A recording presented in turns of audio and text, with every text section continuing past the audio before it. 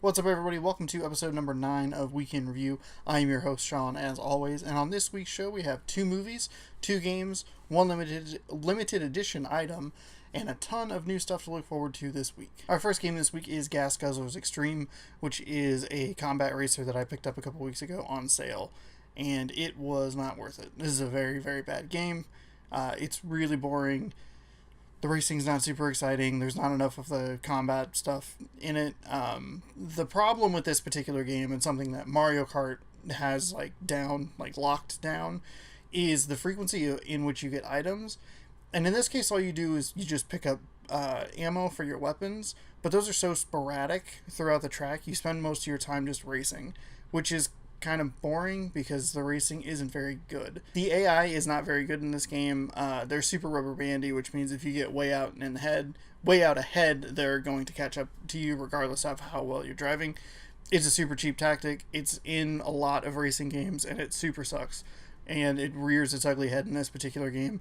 It also has our favorite voice actor of all time, John St. John, or for those of you from the 90s, or the masterpiece from 2011, Duke Nukem Forever, giving out really, really terrible jokes as you race. So it's kind of just a pain on the eyes and the ears, all the senses really. Thankfully you can't smell it. I don't think it would smell very good. On top of all of that, I only got 3 achievements for 35 gamer scores, so it's not even like this game is not great and has super easy, cheap, fun gamer score like we talked about last week.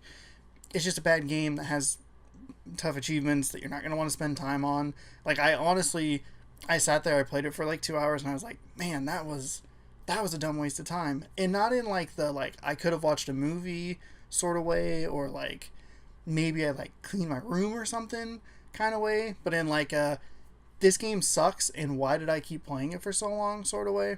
So avoid this game at all costs. Like, just don't. Not even on sale. It was like $7 on sale. Somehow it normally retails for $30, which is absurd. Even on sale, this game is totally not worth it. Just avoid. Avoid, avoid, avoid. From here on out, it's all good stuff. Starting with Everybody's Golf, or as it's better known here in America, Hot Shots Golf. This is a fantastic golfing game. I've always actually liked the Hot Shots Golf series and the Mario Golf series. Please make one for the Switch. They are 3-click golf games, which means that the first click starts your power meter, the second click locks in how powerful you want the shot, and the third click you want to hit it to get your accuracy. That's the word I'm looking for, accuracy. This is a super fun and charming golf game that I am really, really enjoying after spending about 2 or 3 hours with, and I'm hoping to get back to it soon, in between voyages on Sea of Thieves, that is. One of the things I really, really enjoy about this game is you are constantly making progress. Every time you hit a shot with any club, it makes progress in a specific category. Power, backspin, something called backdoor, which I'm not really sure. I think that's more of a putting thing, and control. And everything's upgrading all the time. You're constantly progressing. Additionally, at the end of rounds, you gain XP, which allows you to face other golfers one-on-one, which will unlock after, I think you have to beat 3 of them, I believe. So you rank up, face a golfer, rank up again, face another golfer, rank up a third time, face another golfer, and that increases your tournament rank, I believe is what it's called. Again, super early impressions. I could be wrong on some of this information and have some of the ranking stuff mixed up. But hopefully we'll talk about this game again in the future. Anyway, when you do that, you unlock more tournaments, tougher tournaments, more characters, more clothing items for your golfer. Obviously, I'm playing as Kesha. What would you expect? There are 2 quick, like, minor little things that I don't know if it's necessarily a problem or if it's just a thing that I've noticed because I haven't gotten terribly far into the game. Number 1 is, it's not terribly difficult. I'm winning these tournaments by like an average of like 4 to 7 strokes with not a ton of effort put into that. I'm only like 3 or 4 under, and everybody else is 3 or 4 over par, which is kind of weird. And the second thing is I've played a good number of rounds, probably about 10 of the 9-hole rounds, and I've only played on 1 course.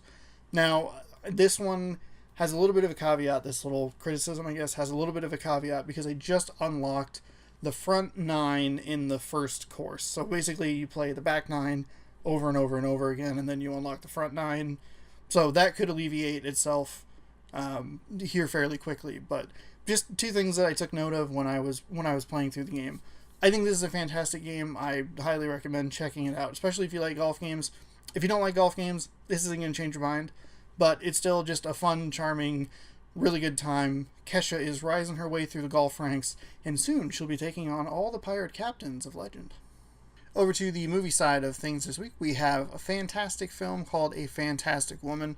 I initially saw a trailer for this at Lady Bird and put it on my radar because it looked really, really interesting. Specifically, some of the shots they showed in the trailer looked unique and different to what I have seen in the past and what I had been watching at the current time. So put it on my list of stuff to watch, and it won the Academy Award for Best Foreign Language Film and managed to actually hit theaters here in Spokane last week, but I didn't get around to it.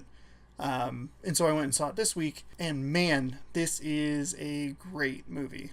This is a character study that follows a transgender woman who loses her boyfriend, and the lead actor, Daniela Vega, absolutely crushes it out of the park. Just King Griffey Jr. home runs it 947 feet into center field. She is really, really, really good. All she wants to do is just mourn. That's all she wants to do, and we follow her through that process, getting stonewalled at pretty much every turn. This is a movie with terrific cinematography that has a lot of long shots as we watch this character and how she is treated by others around her. I think you should really seek this movie out and watch it. It's still in theaters in Spokane as of recording this. I don't know how much longer it's going to last. It was only showing one time this particular week, and I was the only one in the theater, so maybe it won't hold out in theaters that long, but when it comes out on Blu-ray, I'm sure I'll bang the drum for it some more. I think this is a really, really great movie. Just check it out. Our second movie this week is Thoroughbreds, and this movie is fantastic as well. That's 2 for 2 for those of you keeping track at home. This is a movie that features strong performances and really great cinematography, including lots of really long shots and just quiet tenseness and nervousness. I went to this movie completely blind. I didn't see a trailer, nothing, and I think that's the way you should watch this movie, so I'm not going to give too much away. It's the story of two childhood friends who reconnect. That's all you need to know. This is a very tense movie that I was unnerved on pretty much from the get-go. I was on edge and just couldn't figure out quite where they were going with it, which made it that much more suspenseful when things actually do, start to pick up and some of the situations get a little more high stakes. This is another movie that I think you should seek out and look for. I don't know how long. Again, it's kind of like A Fantastic Woman. I don't know how long it's going to be in theaters. This one was only playing twice. Hopefully it'll pick up steam a little bit and maybe stick around. Again, I'll probably bang the drum on it for the Blu-ray release, and we'll talk about it a little more in depth on that one. This one is really a movie I don't want to give anything away on. So go check it out. It's really, really good. Switching gears, we have a limited edition item back again this week, and it is watermelon Gatorade. I was going to do this last week, but I couldn't find it at the local 7-Eleven, so I had to go get the pretty terrible Super Mario cereal. Update on that, though, I have ate 3/4 of one of the boxes, so we're making progress. Slowly but surely, I will eat those. Or I'll eat like 3/4 of it and not ever finish it. That's very possible. But I'm going to try and get through it. It's not that bad. It's just super disappointing. But we heard about that last week. Anyway, switching back over to what I'm actually supposed to be talking about right now. Limited edition watermelon mist Gatorade. I've had a couple. I'm going to crack it open because I would like to have a drink because I'm thirsty. So I'm going to drink some.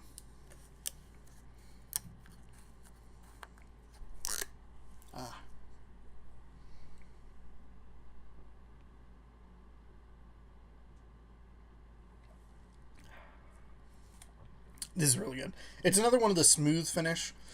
We talked about the smooth finish a couple weeks ago with the pineapple mango. Pineapple mango. Pineapple mango and the Arctic wave blast. Gosh, whatever, who cares? Those are both great. This one's great as well. The strawberry wave was really great. These smooth finishes are really good. I'm a big fan of watermelon flavor stuff. So this is This is some primo stuff. So go get it at the one 7-Eleven I can find it at in the Valley. And if you don't live in Spokane, I don't know what to tell you. So, but yeah, go check it out. It's really, really good. As always, here on the Weekend Review, our final segment is what's new this week. And this is a super packed week. We'll start with Blu-ray because that's the smallest of the group. 2 movies out on Blu-ray this week. Apparently there's a Grindhouse Collector's Edition out this week. I actually really, really like Grindhouse, so I kind of kept my eye on it, but I can't find any more information on it. It's not available on Amazon, but Blu-ray.com says it's available. I don't really know. It doesn't really matter, because the one movie that does matter this week is Pitch Perfect 3. Hell yeah. It has a Best Buy exclusive Steelbook edition. I'm going to try and get it. It's a pretty okay movie. I don't think it's the best in the trilogy. I talked about it on, I think, episode 2, but it's coming out on Blu-ray. It has a Steelbook, so I'm going to go buy it. And maybe we'll talk about it next week. Maybe I'll talk about it every week for the rest of the show run, because, man, Pitch Perfect is a great trilogy. In theaters this week, Isle of Dogs, which is the new Wes Anderson movie, which I am really, really excited about. I like Wes Anderson movies a lot.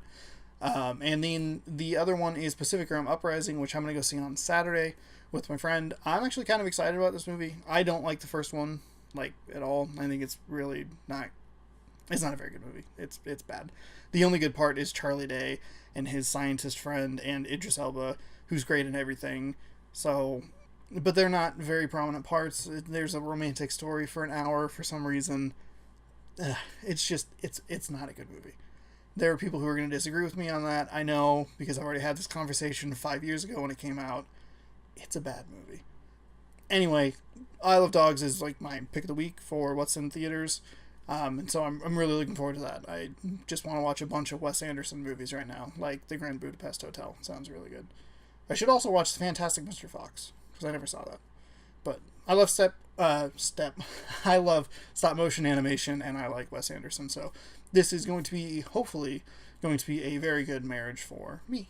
Over on the game side this week, it's actually a very busy week. We have 3 console exclusives, and then 1 that is on both PS4 and on Xbox One. That game is what we'll start with. We'll start with A Way Out, which is a fully 100%, I guess that's kind of redundant, but front to back co-op game. You have to play it in co-op. It's split screen the entire time. It also looks really, really great and retails for $30. And you get a free code for a friend to play with you, which is super awesome. So I'm looking forward to checking that one out. I do have to find a friend, though. So that's the first hurdle. Buying the game, that's the easy hurdle. Finding a friend to play with, that might be a little more challenging. As far as the exclusives are concerned, this week on PlayStation 4 sees the release of the First Pitch Edition, Weekend Edition, whatever, the early... I don't know, whatever the hell they're calling it. It's the First Pitch Weekend, I believe, of MLB The Show 18, which is pretty cool. You get it 4 days early. Ni no Kuni 2 also releases this week. That game, I have the first one on the shelf behind me. I enjoyed what I played of it, but I just never got back to it for whatever reason. It's getting really, really good reviews so far. A lot of 9s, a lot of 10s. Maybe not a lot of 10s, but high 9s and 10s. Good stuff. It's reviewing well. It looks great. It sounds cool. But this week, it's finally here, ladies and gentlemen. Sea of Thieves is out. It's out in about 45 minutes, and I'm really excited, and I can't wait and get hyped because the hype boat is at full sail, steaming in towards the dock, and has like a bunch of captain's chests. I don't even know. I'm so excited. Man. 45 minutes, which means I need to wrap this up and start editing this video so that I can play Sea of Thieves. So with that, thank you so much to everyone who's been watching and subscribing and commenting and following and sharing it and all that good stuff. You guys are awesome. Thank you so much for the support. I really, really appreciate it. I hope you like Sea of Thieves content, because it's probably going to be talked about a whole hell of a lot here in the next couple of weeks as I really get to dive in and that's a good pun right there. As I really get to dive in and experience all that the game has to offer. So with that being said, thank you so much again. Thank you. Appreciate it. You're awesome. You're all They're all awesome. So awesome, I can't get over my words. There's 46 minutes left. 46 minutes. 46. Oh, man. The hype is real. Anyway, thank you again so much. If you like the video, share it with a friend or tell somebody or like it, comment, subscribe. Let me know what you're excited about. How hyped are you for Sea of Thieves? Do you want to play A Way Out with me? I'll buy the game. I'll give you the code. We'll be cool buds. We'll play for it's like a 12-hour game. We'll play it. It'll be good. It'll be a good time. But hit the like button, subscribe, comment. Let me know what stuff I'm missing. Let me know if you have suggestions. All that good stuff. Thank you so much for watching the video again. Still 46 minutes left, by the way. 46? So, Sea of Thieves.